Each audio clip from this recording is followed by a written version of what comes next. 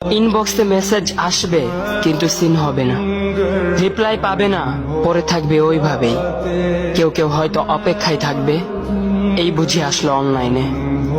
আবার কেউ কেউ হয়তো টেরও পাবে না, কেউ একজন নেই, কেউ একজন হারিয়ে গেছে। হঠাৎ একটা সময় কারোর হয়তো মনে পড়বে, কে জানি আর নেই। কষ্ট করে নামটা সার্চ করবে, পুরনো ভিডিওগুলো দেখবে আর ভাববে হুট করে কোথায় চলে গেল।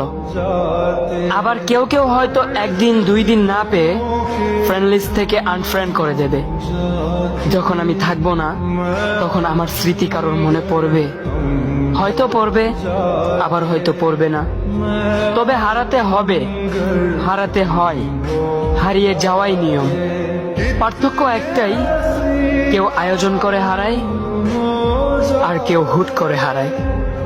আমি না হয় হুট করে হারিয়ে যাব।